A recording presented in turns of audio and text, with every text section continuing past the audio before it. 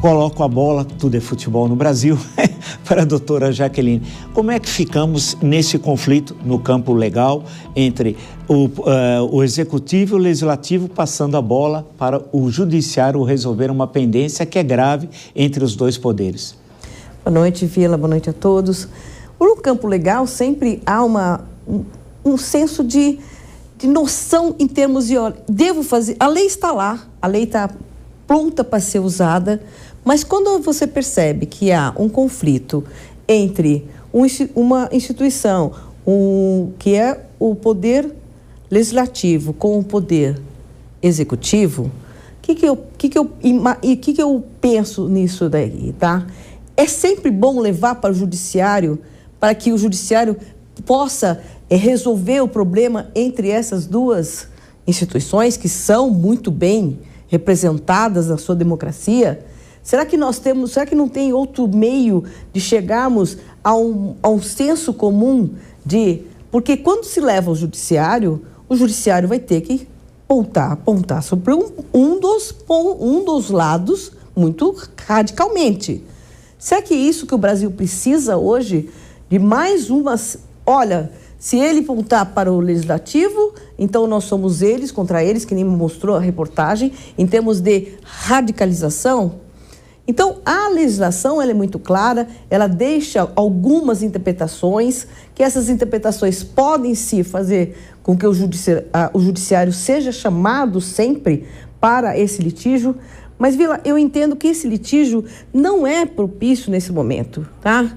A conversa, o consenso entre o poder legislativo com o poder executivo seria muito mais promissor, muito mais claro para a sociedade. Agora, o que nós temos? Nós vamos levar para o judiciário, fica todo mundo atento ao judiciário. O que será que o judiciário, o STF, vai falar? Vai radicalizar novamente. Porque para uns o STF está extremamente politizado, para outros não, ele serve como resolução de problemas. Então, a lei, como você perguntou no começo, a lei como é que fica? A lei está lá, mas o bom senso de utilizá-la é muito bem-vinda nesse momento. E uma situação que eu particularmente não estou vendo bom senso. Veja, conversa, vamos ver se dá. O STF, como a gente sempre fala, né, Marcelo? O STF, o judiciário, é sempre o último.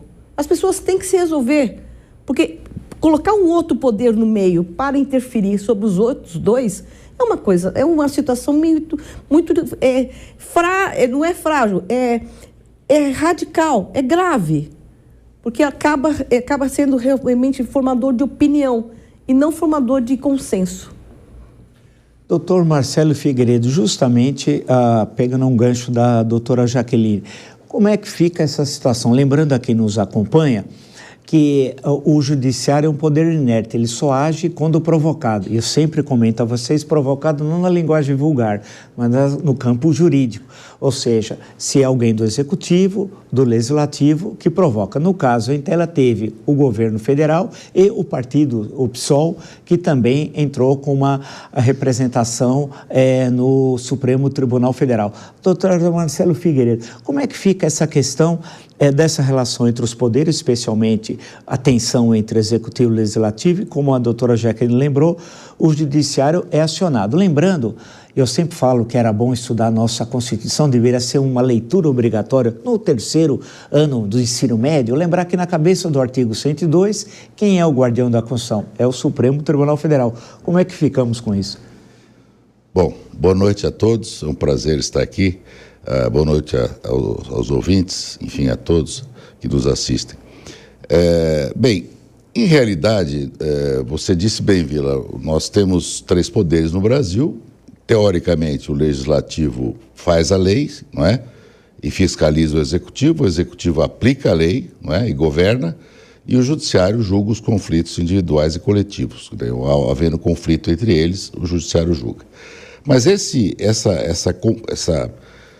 teoricamente, né, essas 3 funções, típicas e atípicas, na verdade, hoje no Brasil, já há algum tempo, a questão não vem de hoje, já de alguns anos atrás, eu diria 5, 10 anos talvez, por aí, tem havido uma tensão maior entre os poderes, né? O legislativo tem de alguma maneira,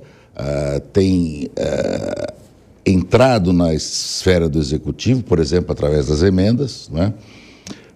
O Executivo não consegue convencer o Legislativo dos seus projetos políticos, das suas políticas públicas, e acaba jogando os problemas para o Judiciário. O Judiciário, provocado, como você bem disse, é obrigado a se manifestar. Eu, pessoalmente, acho que ele não é obrigado sempre a se manifestar da forma como tem se manifestado. Eu sou daqueles que, lendo nos livros dos próprios ministros do Supremo, que foram alguns professores, são professores, né, de direito constitucional, inclusive, eu vejo que muitos deles escreveram páginas e páginas sobre a autocontenção judicial.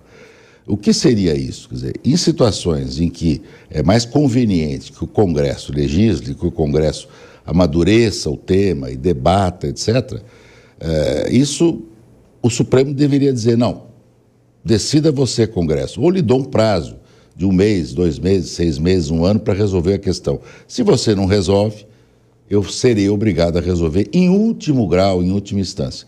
Eu acho que de uns anos para cá tem faltado um pouco essa autocontenção do Supremo Tribunal Federal. Eu entendo, claro, que o Supremo tem uma obrigação de decidir, ele é provocado, ele não decide sozinho, da cabeça dele.